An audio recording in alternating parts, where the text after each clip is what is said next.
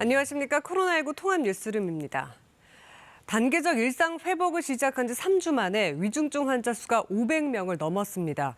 정부는 돌파 감염을 막기 위해서 추가 접종의 간격을 축소하기로 했습니다. 김경진 기자가 보도합니다. 정부는 오늘 오전 정부 세종청사에서 김부겸 국무총리 주재로 코로나19 중대본 회의를 열고 돌파 감염을 막기 위한 추가 접종, 이른바 부스터샷의 접종 간격 단축 계획을 논의했습니다. 먼저 60세 이상 고령층과 요양병원 입원 환자 등은 부스터샷 접종 간격을 기본 접종 완료 후 6개월에서 4개월로 줄이기로 했습니다. 또 50대 이상을 대상으로 한 추가 접종 간격은 접종 완료 후 5개월로 단축하기로 했습니다. 정부는 이번 결정으로 연말까지 추가 접종을 받게 될 국민이 총 1,378만 명으로 예상된다며 이는 당초 계획했던 인원의 2배를 훌쩍 넘는 수준이라고 설명했습니다. 정부가 이 같은 결정을 한 건 단계적 일상 회복을 시작한 지 3주가 지나면서 코로나19 확진자가 급증하고 위중증 환자가 크게 늘었기 때문입니다. 특히 백신 접종 효과가 떨어진 고령층과 예방 접종률이 낮은 아동 청소년의 확진자 비중이 절반을 넘어서고 있습니다. 김부겸 총리는 현재 위중증 환자가 500명을 넘는 것으로 나타났다며 60대 이상 고령층이 위중증 환자의 82%, 사망자의 97%를 차지하고 있다고 설명했습니다. 중환자 병상도 빠르게 소진되고 있습니다. 김 총리는 전국적인 병상 가동률은 아직 여력이 있지만 수도권만 놓고 보면 하루하루 버텨내기가 벅찬 수준이라고 밝혔습니다. 김 총리는 사용 중인 중환자 병상 수가 실제 위중증 환자 규모에 비해 과다한 것으로 파악되고 있다면서 신속한 점검을 지시했습니다. KBS 뉴스 김경진입니다. 미국 제약회사 화이자가 95개 저소득 국가에 한해 자사의 코로나19 치료 알약의 복제약 제조를 허용하기로 했다고 밝혔습니다. 미국 식품의약국 FDA에 긴급 사용 승인도 신청했습니다. 뉴욕 한보경 특파원이 보도합니다. 화이자의 코로나19 치료 알약의 복제가 허용되는 곳은 95개 저소득 국가입니다. 화이자는 이를 위해 유엔이 지원하는 의료단체 국제의약특허풀 MPP와 라이선스 계약을 맺었습니다. MPP가 해당 국가와 재계약하는 방식입니다. 화이자는 코로나19 비상사태 동안은 치료 알약에 대한 로열티를 받지 않는데 앞서 복제약을 허용한 머크앤컴퍼니의 계약과 거의 비슷합니다. 화이자가 복제약을 허용한 95개 나라는 전 세계 인구의 53%로 추산되고 있습니다. It's relatively easy to administer. Short course of treatment, and potentially doesn't have to be that expensive to produce, and doesn't require people to go to hospital. So very suitable for low and middle income countries. 화이자는 복제약 허용 방침을 발표한 직후 곧바로 미국 식품의약국 FDA에 긴급 사용 승인도 신청했습니다. 화이자는 자사의 코로나19 치료 알약이 코로나19에 걸렸을 때 입원과 사망 확률을 89%까지 줄이는 것으로 나타났다고 밝힌 바 있습니다. 국경 없는 의사회는 성명을 통해 95개 나라에 쿠바와 이라크 그리고 리비아 등 저소득 국가 다수가 빠져 있고 코로나19 사망자 수가 세계 최대 수준인 브라질 등이 제외된 점은 유감이라고 밝혔습니다. 그러면서 국경 없는 의사회는 결국 코로나19 사태 해결의 핵심은 백신 특허를 개방하는 데 있다고 강조했습니다. Pfizer, Moderna, and other companies that are making these vaccines need to share that with other capable manufacturers around the world. There are other companies willing to make these vaccines to meet the vaccine needs of people in developing countries. 코로나19 치료 알약은 증상이 나타나고 며칠 안에는 복용을 해야 효과적인데 이 시기를 놓치지 않기 위해선 코로나19 검사 시스템이 얼마나 잘 갖춰져 있느냐가 관건이라고 뉴욕타임스는 전했습니다. 의료 시스템이 낙후되어 있는 곳에선 이것도 어려울 수 있다는 지적입니다. 뉴욕에서 KBS 뉴스 한보경입니다. 2022학년도 대학 수학능력시험이 하루 앞으로 다가왔습니다. 수험생들은 오늘 예비 소집일에 참석해서 수험표를 수령하고 시험장 안내 등을 받아야 합니다. 정용훈 기자가 전해드립니다. 수능 하루 전인 오늘은 수험생 예비 소집일입니다. 수험생은 수험표를 받고 수험표에 적힌 선택 영역과 선택 과목이 본인이 선택한 내용과 일치하는지 확인해야 합니다. 자가격리나 확진자인 경우는 직계가족 등이 수험표를 대신 받을 수 있습니다. 이어 자신이 시험 볼 시험장과 시험실의 위치를 확인해야 합니다. 하지만 시험실에는 들어갈 수 없습니다. 수험생은 오늘 밤 10시까지 보건소에서 PCR 검사를 받을 수 있습니다. 확진이나 자가격리 판정을 받으면 관할 교육청에 즉시 신고해 병원과 생활치료센터 또는 별도 시험장을 배정받아 시험을 치르면 됩니다. 수능 당일인 내일은 아침 6시 30분부터 시험장 출입이 가능합니다. 아침 8시 10분까지는 입시를 완료해야 합니다. 특히 모든 수험생은 입실 전 발열 체크 등을 거쳐야 합니다. 마스크 착용은 필수. 별도 시험장에서 응시하는 자가격리 수험생은 반드시 KF94 이상의 마스크를 써야 합니다. 수능 시험 당일에는 수험표와 사진이 부착된 신분증을 반드시 지참해야 합니다. 올해 수능에는 1년 전보다 16,000여 명이 늘어난 50만 9천여 명이 지원했습니다. 시험은 내일 전국 1,300여 개 시험장에서 일제히 실시됩니다. KBS 뉴스 정영훈입니다. 중앙방역대책본부는 오늘 0시 기준 신규 확진자가 3,187명이라고 발표했습니다. 이는 3,200명대 확진자가 나온 지난 9월 25일 이후 두 번째로 많은 확진자입니다. 지역별 국내 발생을 보면 서울이 1,432명, 경기 956명, 인천 157명, 부산은 103명의 확진자가 나왔습니다. 사망자는 하루 새 21명 늘어 누적 3,158명이고 위중증 환자는 522명입니다. 백신 1차 접종은 인구의 81.9%, 접종 완료율은 78.4%입니다. 회사 주가를 조작한 혐의로 도이치모터스 권오수 회장이 검찰에 구속됐습니다. 윤석열 국민의힘 대선 후보 배우자 김건희 씨 관련 수사에도 속도가 붙을 전망입니다. 이유민 기자가 보도합니다.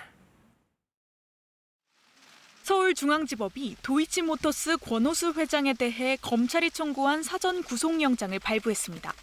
법원은 권 회장이 증거를 인멸할 염려가 있다고 판단했습니다. 권 회장에게 적용된 혐의는 자본시장법 위반입니다. 권 회장은 회사 주가가 떨어지는 걸 막기 위해 2009년 말부터 3년간 시세를 조종한 혐의를 받고 있습니다. 실제 2009년 1월 9,000원이던 도이치모터스 주가는 그해 말 1,800원대까지 떨어졌는데 1년여 만에 다시 8,300원까지 치솟았습니다. 검찰은 권 회장이 호재성 내부 정보를 흘려 주식 매매를 유도하고 자신이 관리하는 계좌로 허위 매수 주문을 내는 수법 등으로 주가를 끌어올렸다고 의심하고 있습니다. 권 회장은 이 과정에서 전문 주가 조작 세력과 공모한 것으로 검찰은 파악했습니다. 모 투자회사 대표 등 3명을 이미 주가 조작에 가담한 혐의로 구속 기소했습니다. 권 회장의 신병까지 확보한 검찰은 윤석열 국민의힘 대선 후보 배우자 김건희 씨 관련 의혹으로도 수사를 확대할 전망입니다. 김 씨는 주가 조작에 쓰인 자금을 댔다는 의혹으로 검찰에 고발된 상태입니다. 검찰은 김 씨로부터 10억 원을 건네받고 주가 조작에 가담한 것으로 알려진 이모 씨도 지난주 구속했습니다. 검찰은 권 회장과 이 씨를 상대로 김건희 씨 연루 여부 등을 조사한 뒤 김 씨에 대한 조사 여부와 방법 등을 결정할 방침입니다. KBS 뉴스 이유민입니다. 민주당 이재명 대선 후보 관련 변호사비 대납 의혹을 수사 중인 검찰이 강제 수사에 착수했습니다. 수원지검 공공수사부는 그제와 어제 서울지방변호사회와 법조윤리협의회를 압수수색하고 송파세무서 등 세무서 4곳도 압수수색한 것으로 전해졌습니다. 검찰은 이 후보 재판 관련 변호사 수입 내역 자료 등을 확보한 것으로 전해졌습니다. 지난달 한 시민단체는 이 후보의 공직선거법 재판 변호사 비용을 모 기업이 대납했다는 의혹을 제기했습니다. 단계적인 일상 회복이 시작되면서 요즘 늦은 밤에 택시 잡기가 여간 힘든 게 아닙니다. 어젯밤부터 서울시가 심야 택시 공급을 늘리기로 했는데 어려움은 여전했습니다. 윤현석 기자가 현장 취재했습니다. 어젯밤 서울 강남역 인근 택시를 잡으려는 사람들이 곳곳에 눈에 띕니다. 손을 흔들어 보고 어플로도 택시를 불러보지만 쉽지 않습니다. 도로까지 내려와 택시를 잡는 위험한 장면도 보입니다. 택시를 봐야 되니까요. 빈 차인지 봐야 되니까. 그리고 기사가 나를 잘 보게끔. 비슷한 시각 홍대 입구역도 상황은 마찬가지. 저번 주에는 거진 1시간 반 기다렸거든요. 택시가 많이 안 잡혀요. 지금도 한 20번은 누른 것 같은데 안 잡혀가지고 일단 기다려보고 있는 중. 자정을 넘긴 시각 홍대 입구에서 여의도까지 가는 택시를 호출했는데 30분 넘게 배차는커녕 길거리를 지나는 빈차조차 찾기 어렵습니다. 단계적 일상 회복이 시작되면서 서울의 심야 시간대 택시 수요는 75% 증가했습니다. 하지만 운영되는 택시는 코로나 이전 대비 5,500대가 부족한 상황. 2년 가까이 이어진 거리두기 여파로 운행 택시가 줄었기 때문입니다. 택시 공급을 늘리기 위해 서울시는 어제부터 야간에 한해 개인 택시 3부제를 내년 1월 1일까지 해제했습니다. 이틀 운행하면 셋째 날은 쉬어야 하지만 심야 운행은 가능해진 겁니다. 심야 시간에 부재를 해제를 하면은 예년의 그 기준으로 봤을 때 한 2,000대 정도가 더 공급이 가능할 것으로 보고 있습니다. 하지만 일부 다른 의견도 있습니다. 그 의미가 없다니까요. 피곤하니까 안 나오죠. 쉬는 날 누가 또 나와서 물론 나오는 사람도 있어요. 한 10%에서 15% 정도. 근데 아무리 80%는 안 나와요. 심야 승차난 해소를 위한 특별대책 시행 첫날. 승객들의 불편은 여전히 계속됐습니다. KBS 뉴스 윤현서입니다. 집주인을 대신해서 임대료를 받고 건물도 관리하는 업무를 임대관리업이라고 합니다. 그런데 서울의 한 업체가 이중계약을 체결해서 세입자와 집주인 모두 피해를 입혔는데요. 계약 전에 주의가 필요해 보입니다. 김민혁 기자가 현장 취재했습니다. 이 오피스텔 세입자는 2년 전 서울의 한 임대관리업체와 월세 계약을 맺었습니다. 계약서에 집주인과의 권리관계 등이 명확히 써 있어 별 의심 없이 계약을 진행했습니다. 임대인과 대리인 그리고 저 임차 이렇게 계약이 돼 있어요. 그것만 봐도 그냥 주인의 대리 자격을 갖고 나랑 하는구나. 그런데 지난달 뜻밖의 사실을 알게 됐습니다. 집주인을 상대로 보증금 500만 원, 월세 63만 원 계약을 맺은 관리업체가 자신과는 보증금 3,700만 원에 월세 40만 원으로 계약한 겁니다. 이런 이중 계약이 드러난 사이 업체는 연락을 끊고 잠적했습니다. 민원실에 먼저 갔는데 가자마자 이제 제가 오피스텔이라고 얘기하시자마자 혹시 하고 아시더라고요. 그래서 이미 여러 피해자들이 와서 상담을 받고 갔던 것 같고 많은 것 같긴 하더라고. 나는 듣기로는 100여 세대 정도 들었어요. 업체를 찾아가 봤습니다. 쌓여있는 우편물과 함께 각종 내용 증명이 도착했다는 기록만 보입니다. 아무도 안 계신가요? 여기 한동안 나와요? 한동안 계속 안 나와요? 네. 계약을 중개한 부동산조차 이중 계약 사실을 몰랐다고 말합니다. 고소장을 접수한 경찰은 정확한 피해 규모를 파악하고 있습니다. KBS 뉴스 김민혁입니다. 이번엔 KB증권 연결해서 오늘의 주식시장 알아보겠습니다. KB증권입니다. 기관이 대량 매도 물량을 내놓으면서 코스피가 하락세를 나타내고 있습니다. 코스닥 역시 외국인과 기관의 팔자에 약세로 출발했습니다. 이 시각 현재 코스피는 19.38포인트 하락한 2,977.83에 코스닥은 3.65포인트 내린 1,031.81에 거래되고 있습니다. 전일 미국 증시는 기업들의 실적 호조와 10월 소매 판매 호조 등의 영향으로 주요 지수가 상승 마감했습니다. 코스피는 개인의 사자에도 기관과 외국인이 매도에 나서며 소폭 하락하고 있습니다. 위메이드가 최근 급등에 따른 차익 실현 매물이 쏟아지며 나흘 만에 하락하고 있고 셀트리온이 장 초반 저조한 흐름을 나타내고 있습니다. 한편 LNF가 실적 개선세에 힘입어 장 초반 상승하고 있고 카카오게임즈가 닷새 연속 오름세를 이어가며 이틀째 장중 신고가를 경신했습니다. 이 시각 현재 달러화에 대한 원화 환율은 1,183원 50전에 거래되고 있습니다. 지금까지 KB증권이었습니다.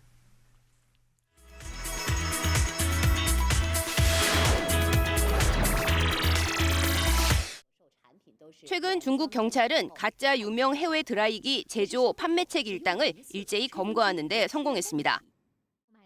중국 장수성에 사는 차이 씨는 홈쇼핑에서 고가의 해외 유명 드라이기 제품을 구입했습니다. 하지만 진품이 아닌 가짜였습니다. 它的风力呢也是比较小的，风力小，但是它的电机声音呢比较大，用了几分钟之后，就是突然断电了。 차이 씨의 신고로 수사에 착수한 경찰. 처음엔 단순히 장수성 문제인 줄 알았던 경찰은 계좌 추적 등 수사를 계속할수록 범죄에 사용한 계좌가 선전, 광저우 그리고 상하이 지역에까지 광범위하게 활용된 것이 확인되면서 수사 범위를 넓혀가야만 했습니다. 결국 경찰은 합동 수사 끝에 전국 단위의 가짜 드라이기 제조책과 판매망을 일망타진했습니다. 모두 22명이 경찰에 검거됐습니다. 경찰 조사 결과 이들은 320위안을 들여 만든 가짜 제품을 중간 거래상을 6차례 거치면서 가격을 1,700위안으로까지 부풀려 판매한 것으로 드러났습니다. 지금까지 이들이 유통한 가짜 드라이기 판매액은 모두 1억 2천만 위안인 것으로 집계됐습니다. 바람에 흔들리는 코스모스가 피어있는 곳은 가로변이 아닌 주택 지붕입니다. 주택 지붕에 화초를 심거나 심지어 채소를 심는 이른바 친환경 지붕입니다. 건축 설계사인 마에다 씨가 친환경 지붕을 갖자는 운동을 활발히 펼치고 있습니다.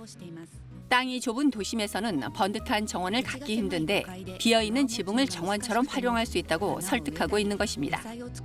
정원 역할을 하고 있는 친환경 지붕은 여름철 더위를 줄일 수 있는 훌륭한 대책이 되기도 합니다. 실제로 마에다 씨가 자신의 집을 지으면서 지붕에 화초를 심었더니 뜨거운 직사 광선을 정원이 흡수해 집안 전체가 시원해졌다고 말합니다. 夏の暑い時だと普通の鉄板の屋根とか登れないぐらい60度5度とか70度とかなるんですけど、草屋根って草の蒸散効果で35度までならないんですね。 마에다 씨는 지금까지 이런 친환경 지붕 주택 60여 채를 지었는데요. 다양한 장점이 알려지면서 신축은 물론이고 재건축 의뢰가 잇따르고 있다고 합니다. 평범하지 않은 무늬로 눈길을 사로잡는 차량은 구급차입니다. 그런데 이 초현대적인 무늬에는 메시지가 담겨 있습니다. 보이지 않는 QR코드가 있어 스마트폰을 대는 순간 숨겨진 메시지가 드러납니다. 멀뚱멀뚱 바라보기만 하는 건 살인입니다. 라는 문구와 함께 구조 차량의 통행을 방해할 경우 처벌받을 수 있다는 내용입니다. Probleme verursachen kann, wenn Leute gaffen, stehen bleiben, Einsatzkräfte behindern. Und es ist für uns jetzt an der Stelle natürlich einfach auch eine Chance, nochmal öffentlichkeitswirksam darüber zu sprechen. 사고 현장을 구경하느라 잠시 속도를 늦추는 그 짧은 몇 초가 누군가에게는 생명이 달려있는 골든타임이 될 수 있다는 것을 일깨워주는 것입니다. 독일에서는 지난달부터 구급 차량 35대와 대원들의 장비에 인쇄된 QR코드에 이런 메시지를 담아놓기 시작했습니다. 당국은 이러한 메시지의 자연스러운 노출을 통해서 구급 차량 운행에 대한 시민들의 이해도를 높일 수 있을 것으로 기대하고 있습니다. 남아공 케이프타운 외곽 해변 백사장에 이색적인 손님들이 찾아왔습니다. 극지방 출신의 허스키견 수십 마리와 견주들입니다. 북극지방에서 극심한 추위를 견디며 썰매를 끄는 것으로 유명한 허스키견은 힘이 넘치며 매우 활동적인 견종입니다. 남아공에는 눈이 매우 드물게 오기 때문에 썰매를 끌고 싶어하는 허스키들의 욕구를 설원 대신 모래 위에서 충족시켜주고 있는 것입니다. Huskies, where they come from and what they were trained to do and bred to do. If I could, my one advice for all the husky owners is to bring them here or to. 해안선을 따라 시원한 질주를 하다 보면 허스키에게 필요한 운동량을 채워주고 스트레스를 자연스럽게 풀어주게 됩니다. 온도가 섭씨 15도로 비교적 낮을 때 해변에서 최대 시속 25km로 1시간가량을 달리는 코스입니다. 반려견 전문가들은 허스키는 원래 영하의 날씨 속에서도 하루 20km씩을 거뜬히 달리는 만큼 최대한 많은 양의 운동을 할 수 있는 환경을 만들어줘야 한다고 강조합니다. KBS 월드뉴스입니다.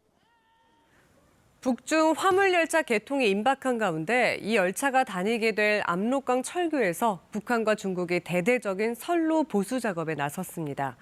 북한은 야간 작업까지 벌이면서 열차 운행에 대비하고 있습니다. 단둥 현지에서 오세균 특파원의 보도입니다. 북한과 중국의 화물 열차가 다니는 압록강 철교입니다. 이른 아침부터 작업 차량이 후진하면서 철교 중앙으로 이동합니다. 철교 중앙에서는 10여 명의 작업자들이 지렛대를 이용해 선로 보수에 한창입니다.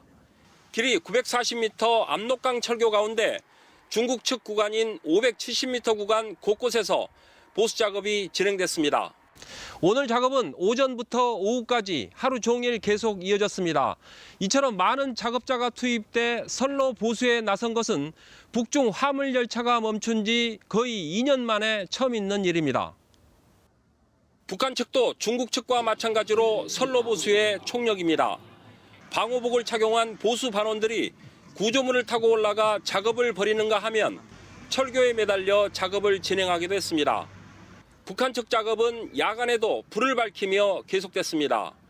압록강 철교 북한 측 구간에서 용접 불꽃이 튀는 장면이 포착되기도 했습니다.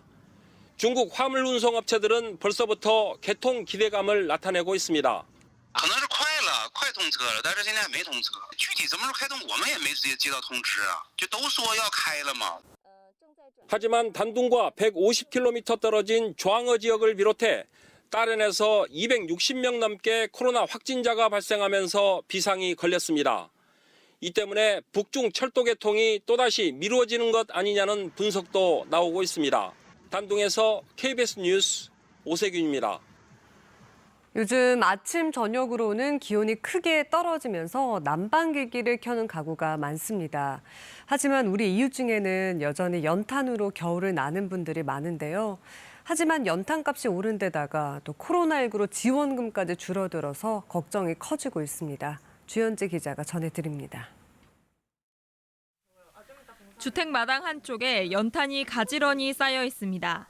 올 겨울을 나려면 연탄 1,500장이 필요한데 집주인은 450장밖에 확보를 못했습니다. 필요한 연탄의 3분의 1도 안 됩니다. 걱정이 됩니다. 좀 연탄도 연탄값도 비싸고 하루에 8장 떼는데 올 겨울에는 유난히 춥다고 하니까 한 10장 정도 들어갈 것 같습니다. 연탄 사용 가구가 많이 줄었다지만 아직도 전국에선 8만 1,000여 가구가 연탄에 의지한 채 차가운 겨울을 나고 있습니다. 특히 경북의 연탄 사용 가구는 2만 7천여 가구로 전국의 33%를 차지해 가장 많습니다. 주로 고령층이나 저소득층 가구가 연탄을 쓰는데 석탄값이 계속 오르면서 연탄 가격은 2009년 한 장에 500원에서 2020년 800원까지 꾸준히 올랐습니다. 여기에 코로나19로 상황은 더 악화됐습니다. 40%가량 줄어들어서 코로나 이전에는 400장씩 우리가 가정당 400장씩 도와드렸는데 300장으로 줄어드는 상황이고요. 더구나 탄소 중립 흐름 속에 연탄 소비에 대한 지원을 계속 늘릴 수도 없는 상황이어서 저소득층 에너지 전환에 대한 종합적인 대책이 필요한 시점입니다. KBS 뉴스 주현지입니다. 코로나19 이후 두 번째 치러지는 대학 수학능력시험이 내일 치러지게 됩니다. 올해도 감염 예방 차원에서 교문 앞에 모여 구호를 외칠 수 없다 보니 대신 영상을 제작해서 수험생들을 응원하는 후배들이 많은데요. 어린 동생들까지 참여한 더 다채로워진 수능 응원 영상 한번 보시죠. 홍정표 기자가 소개해드립니다.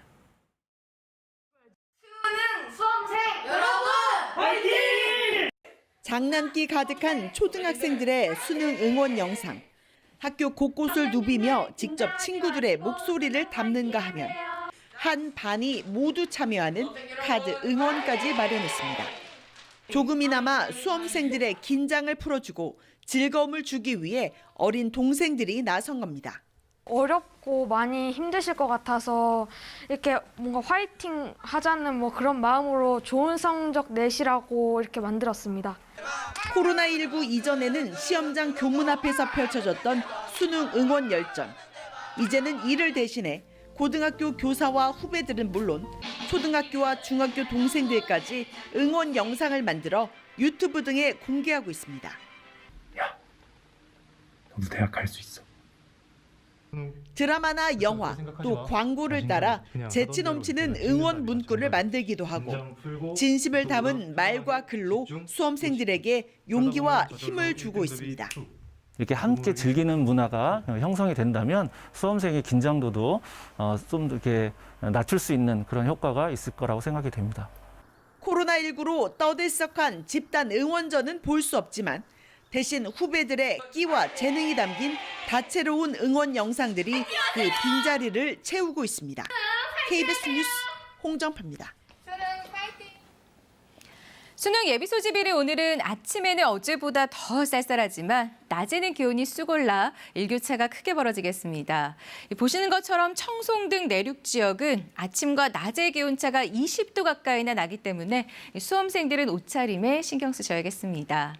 대학 수학력 시험이 치러지는 내일은 새벽에 경기 서해안을 시작으로 낮에 수도권과 강원 영서, 충청 북부 지역에 5mm의 비가 조금 내릴 것으로 예상됩니다. 내일 입시 추위는 없겠습니다. 서울의 경우 아침 기온이 7도, 낮 기온이 15도까지 올라 평년 이맘때보다 4, 5도 정도 높겠습니다. 맑고 일교차 큰 날씨가 이어지면서 안개가 만들어지기 좋은 조건입니다. 오늘 아침도 내륙 지역은 가시거리 1km 미만의 안개가 짙게 낀 곳이 있는데요. 아침 안개는 기온이 오르면서 점차 걷히겠습니다. 오늘 고기압의 가장자리에서 전국이 맑다가 오후부터 구름이 많아지겠습니다.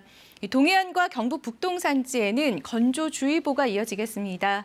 산불이 나지 않도록 주의를 기울이셔야겠습니다. 오늘은 아침에 일부 내륙과 산지 서리가 내리거나 무리한 곳이 있습니다. 아침에는 어제보다 더 쌀쌀했지만 낮에는 서울이 13도, 대전과 세종시, 청주와 전주가 14도, 강릉이 16도, 부산이 17도로 낮에는 평년보다 온화한 날씨가 이어지겠습니다. 바다의 물결은 모든 해상에서 0.5에서 2m 정도로 비교적 낮게 일겠습니다. 다가오는 일요일과 월요일에는 전국 대부분 지방에 비나 눈이 내리겠는데요. 이번 비나 눈이 그치고 나면 다음 주 화요일에는 서울의 아침 기온이 영하 2도까지 뚝 떨어지면서 겨울 추위가 찾아오겠습니다. 날씨가 추워지면서 화요일에는 충청과 전라도, 제주도에 눈도 내릴 것으로 전망됩니다. 날씨 전해드렸습니다. 코로나19 통합 뉴스를 마치겠습니다. 시청해주신 여러분 고맙습니다.